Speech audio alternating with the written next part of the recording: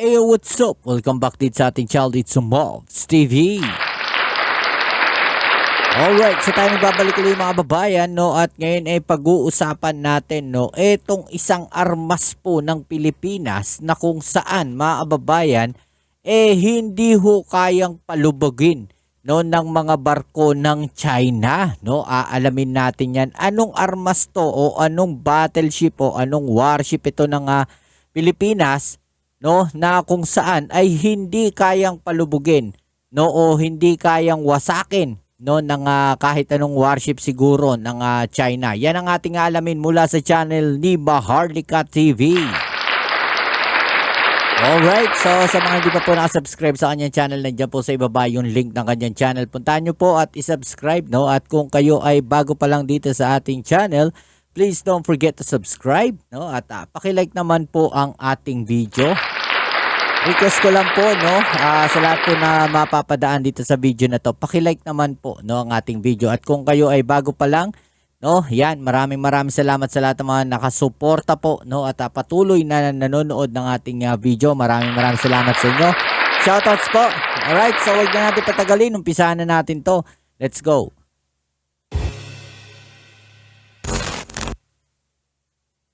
Sa umiinit na tensyon mga kapatid sa pagitan ng China at Pilipinas dahil sa mga iligal na pang-aangkin ng mga Chino ng teritoryo sa West Philippine Sea, nagiging malakas ang posibilidad na hahantong sa digmaan ng sigalot kung talagang tuluyang hindi magkakaintindihan ng dalawang panig. Sa panahon ng digmaan sa dagat, hindi lamang ang mga barkong pandigma ang magiging mahalagang asset na harapin ng banta ng bawat kalaban. Malaki rin ang magiging papel ng mga isla lalo na kung nasa isang strategic na lokasyon ng mga ito. Marami ng mga isla na nasa strategic location o nasa mga choke point ang talagang ginastusan ng militar upang ito'y kanilang gawing military base. Kaya nga po ang ginawa ng China, no, yung mga isla po, no, na nandiyan sa ating EEZ, no, na nasa loob ng ating exclusive economic zone or sa West Philippine Sea, no, ginawa nilang military bases, mga kababayan. Pero alam nyo ba na yung mga military bases po na yan, no, structurally speaking, no, hindi ho tatagal yan, no, dahil ho doon sa pinag-anuhan nila, pinagtayuan yan. Kasi ano yan ano tawag natin dito, baga ni-reclaim po yung area, no. Pansinin ninyo mga kababayan, kung kayo ay nasa MOA, no, 'di ba? Reclaimed area po yung MOA, no? So kung merong mga nagpupunta do sa MOA, mararamdaman ninyo minsan na yung structure doon medyo magalaw, no? At napakadelikado po talaga kahit na natatayuan natin ng malalaking building 'yan, pero may time na baka, no, baka may time na bumagsak din po yung mga building na yun. Well, sana wag naman na biglaan, no? Pero itong mga structure na to na tinayo ng China, no, diyan po sa West Philippine Sea, isa sa prone yan yun sa acid ng ng salt water, no. Pwedeng masira yung mga bakal niyan. Nakaka-corrode po yan, no. Kaya talagang hindi magtatagal yung mga yan. Bueno, tuloy natin itong video na to. At yan mismo ang ginagawa ngayon ng China sa Spratly Islands. Mayroon ding base militar ang Pilipinas sa Ayungin Shoal. Katunayan, nakasadsad sa lugar na ito ang BRP Sierra Madre, ang kalawanging barko ng Pilipinas na nagsisilbing outpost ng Philippine Marines na nagbabantay sa lugar. Maliban kapatid sa mga isla na nasa West Philippine Sea na pwede ring gawing base militar ng Pilipinas, marami pa tayong mga isla na talaga namang nagiging isa ng epektibo at mabisang pandepensa noong panahon ng ikalawang digmaang pandaigdig, kagaya halimbawa ng Fort Drum. Welcome sa Maharlika TV. Sa videong ito ay sama-sama nating alamin ang kwento sa likod ng estratehikong isla ng Pilipinas na tinaguriang Unsinkable Concrete Warship. Matagal na to mga kababayan, no. Naka-withstand pa po ito ng World War II. No, itong Fort Drum na to. Actually mga kababayan, no, hindi lang po itong Fort Drum, may mga military bases po na malapit diyan, no, do sa mga isla na malapit diyan sa Fort Drum na yan, no, na napasok na rin po ng mga tao at talaga namang yung fortification po nun, no, napakatibay. At kung papansin niyo during World War II, ang ginawa po ng mga Germans, yung ganitong strategy, no, na talaga namang konkreto, no, yung kanilang mga fortifications like yung nangyari po, no, do sa Ohama Beach, 'di ba? Omaha Beach, 'di ba? Yung nangyari na 'yon, no. Talaga namang tibay, no, ng mga fortification ang ginawa ng German doon kasi nga buhos no? Talagang purong konkreto yung ginawa, 'di ba? Kaya hanggang ngayon, yung mga ginawa nila ron, no, na fortification nakatayo pa rin. Buong buo pa rin, 'di ba? Hindi napapalubog na konkretong barkong pandigma. Pero bago tayo magpatuloy, isang like lamang po ang hinihingi ko para sa video ito. Malaking bagay na po yan bilang suporta sa ating bawat ina-upload. Back to the video. Ang Fort Drum mga kapatid o El Fraile Island o isla ng El Fraile ay isang pinatibay na isla na tinaguri ang konkretong barkong pandigma. Makikita ito sa bukana ng Manila Bay at sa timog na bahagi ng koridor kung saan ang mala-worship na islang ito ang pumipigil sa mga barkong Hapon na nais pumasok sa Manila noong ikalawang digmaang pandaigdig. Tama. Pero bago iyon, paano nga ba ito ginawa? Gaano ba katibay ang depensang dagat na ito? At ano-ano nga ba ang mga kaganapang nangyayari sa likod ng islang ito? Sayang lang, no, napabayaan natin, no, yung El Fraile na yan, no. Sana hindi natin pinabayaan yan. Sana hindi pinabayaan ng gobyerno yan, no. Minintain yan, inalagaan, iningatan at mas lalong pinatibay pa, no. Napakagandang depensa sana niyan, no. Umpisahan natin mga kapatid noong May 1, 1898 kung saan mainit ang naging labanan ng mga Amerikano at Espanyol sa tinaguriang Battle of Manila Bay. Sa mga panahong iyon, hawak o kontrolado ng mga Kastila ang Pilipinas, kung kaya't sa labanan na iyon, ang islang tinawag ng mga Espanyol na El Fraile na makikita sa bukana o entrance ng Manila Bay. Ang kanilang nagsisilbing pangunahing depensang dagat upang pigilin ang mga barko ng Amerika na makapasok sa Manila. Maliban sa El Fraile, may iba pang mga isla na nakapaligid dito na malapit din sa entrada ng Manila na naging first line of defense, gaya ng sa Corregidor, Fort Carabao at Caballo Island. Sa Battle of Manila Bay, inarmasan ng mga Kastila ang El Fraile ng tatlong 120mm na kanyon na siyang walang humpay na pumuputok sa mga barko ng Amerika. Ngunit sa tindi ng opensa ng US at pagiging epektibo ng kanilang mga taktika sa digmaan, napasok pa rin ng kanilang mga barko ang Manila at tuluyang natalo ang puwersa ng mga Kastila. Ngayon mga kapatid, habang nasa kontrol na ng Amerika ang El Fraile, naisip nila na bakit hindi nga naman nila gayahin ang ginawa ng mga Kastila sa isla. Nakikita nila na talagang mainam nga itong gawing depensang dagat laban sa mga barkong nais pumasok sa Manila dahil sa napakaganda nitong lokasyon. Ang unang naging plano ay gagawin sana nilang istasyon ng mga minang dagat o istasyon ng isang kanyon ng isla. Pero kalaunan, isang konkretong istruktura na may malalaki at makapangyarihang mga baril ang gustong itayo rito ng mga Amerikano. Pagsapit ng Abril taong 1909, sinimula ng gawin ang kakaibang istruktura sa isla, kung saan sa panahong iyon ang pangalan nitong El Fraile ay kanilang binago at tinawag na ito bilang Fort Drum na kinuha sa pangalan ng isang Amerikanong sundalo na si Brigadier General Richard C. Drum. Medyo pinalawak ng mga tropa ng US ang mismong isla.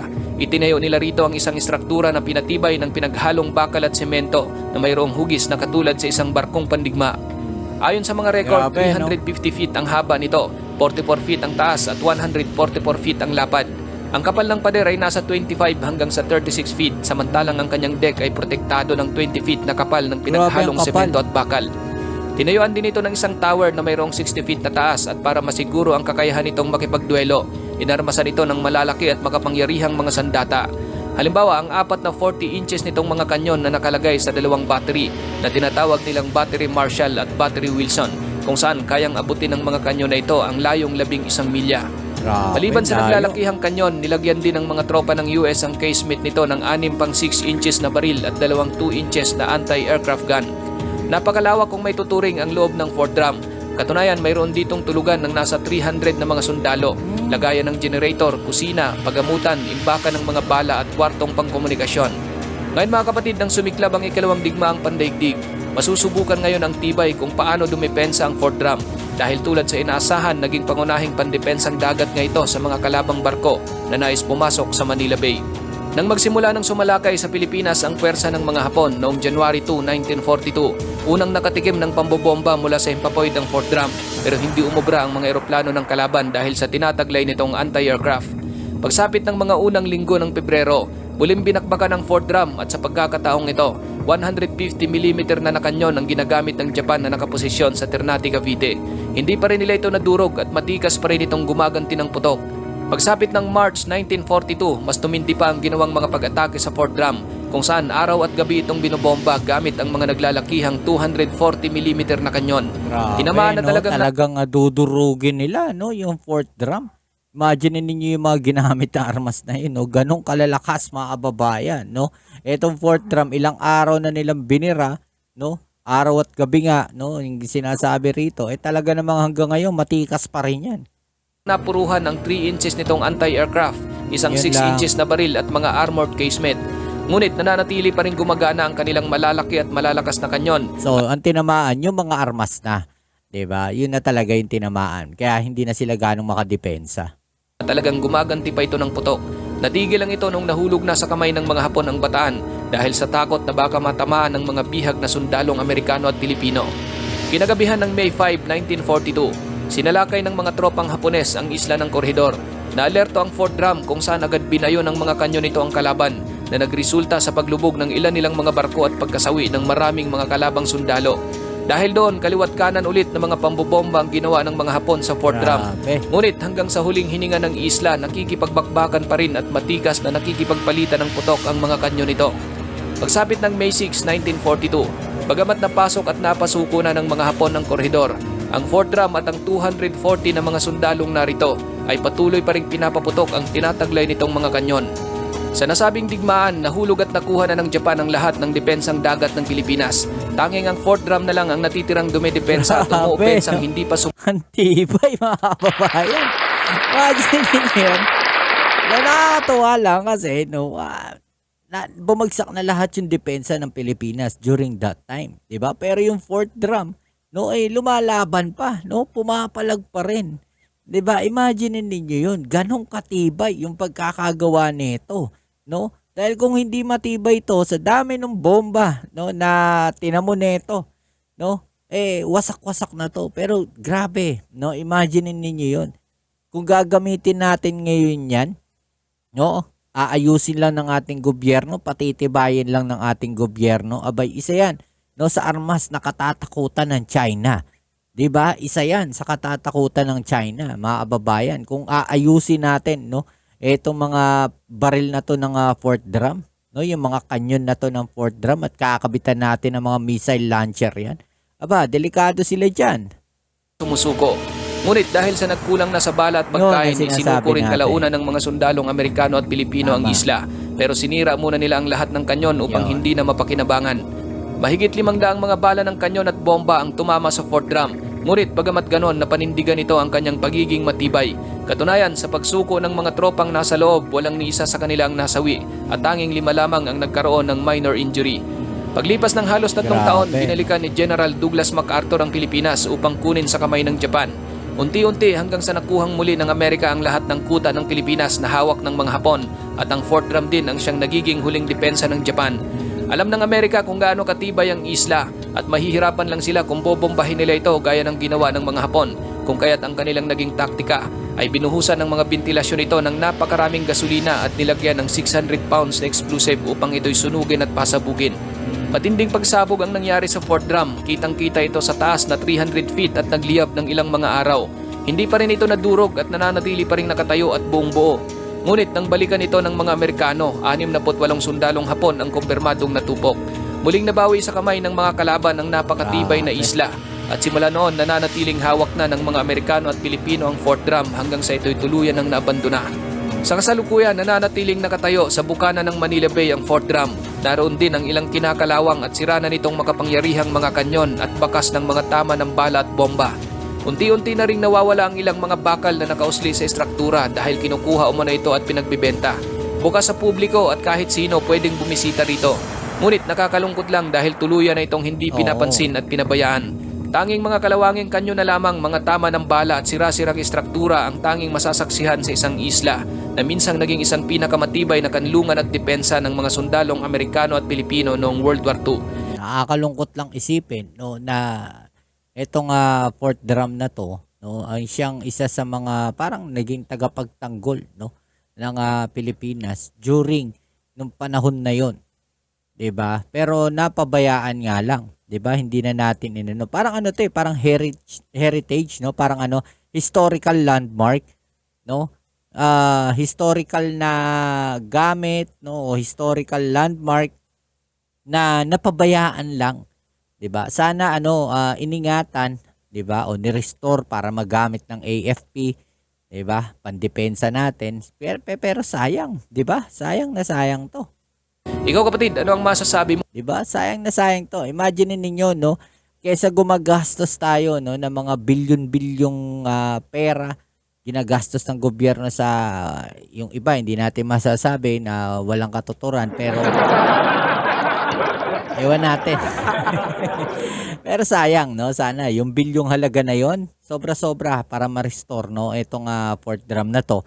At sa nakikita ko, may mga napapanood nga rin ako na mga lugar, no, na kung saan mga naging base militar ng mga Amerika na napabayaan, no, abandonado na ngayon. Pero kung titignan niyo yung structure, no, yung structural nung nung pagkakagawa nila, grabe ang titibay mga tol, no?